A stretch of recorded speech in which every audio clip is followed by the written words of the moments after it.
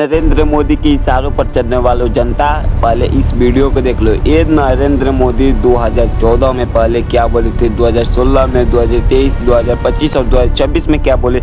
आओ पहले 2014 की वीडियो देखते हैं। भाइयों बहनों, मैं आपको कह रहा हूँ, आप मुझे 60 महीने दीजिए, 60 महीने मैं आपको सुख चैन की जिंदगी दूंगा, ये वादा करने आया।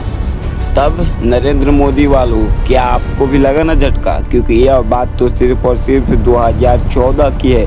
अभी तो मैं इस वीडियो में पूरी नरेंद्र मोदी की पोल और बयानबाजी को ही इतने मारूंगा कि नदी के अंदर भी ढकेल कर, क्योंकि जिस तरीके से नरेंद्र मोदी ने इस बयानबाजी को किया 2016 में, उस बयानबाजी को भी सुन लो नरेंद्र मोदी। मैंने सिर्फ देश से 50 दिन मांगे हैं, 50। 30 दिसंबर तक मुझे मौका दीजिए मेरे भाई। अगर 30 दिसंबर के बाद कोई मेरी कमी रह जाए, कोई मेरी गलती निकल जाए, कोई मेरा गलत इरादा निकल जाए, आप जिस चौराहे में मुझे खड़ा करेंगे, मैं खड़ा होकर के जो सजा करेगा वो सजा भुगतने के लिए तैयार। अब ये देख लो, 2023 में नरेंद्र मोदी ने 5 साल की वादा कर लिया, और इस 5 साल में भी आप 2025 के बयान को देखकर चौक हो जाओगे आप। तेलंगाना के भाइयों बहनों, मुझ पर 5 साल भरोसा करो, ज्यादा नहीं कह रहा, 5 साल भरोसा करो। इन्होंने जितना लूटा है ना, मैं आपके चरणों में लाके कह रहा हूं। जी नरेंद्र मोदी के कुत्तों, अभी आपको इस वीडियो को देखकर हल्का में लगा होगा, अभी 2025 का बयान सुनकर आपका तो फट ही जाएगा। 2035 तक मैं ये राष्ट्रीय सुरक्षा कवच का विस्तार करना चाहता, मजबूती देना चाहता, आधुनिक बनाना चाहता। हाँ, हमने तो आपके पिछले 2014 से वीडियो देख कर ही परेशान हो। एक तो हमारा लक्ष्य है 2047।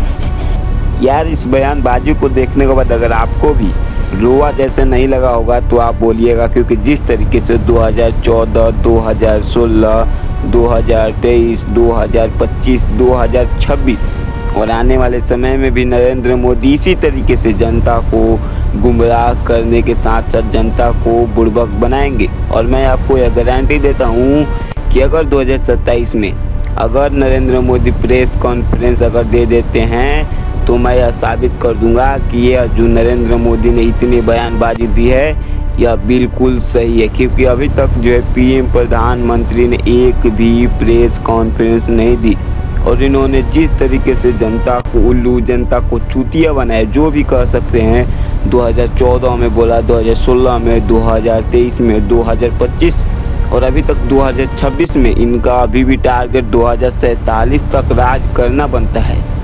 अब आप कमेंट करके बताओ कि इन तरीके से नेताओं को किस तरीके से हम भारत में रख सके, और जिस तरीके से इन्होंने विकास के लिए क्षेत्र में इन्होंने काफ़ी कामें की है, ठीक है, लेकिन जिस तरीके से अभी एजुकेशन पर्पस भारत में महंगाई इतनी ज़्यादा कि हम सोच भी नहीं सकते। जो पहले पेट्रोल डीजल 95 लीटर और 95 रुपये अभी के समय में मिल रहा है, वो पहले मिल रहा था 25 से 30, 35।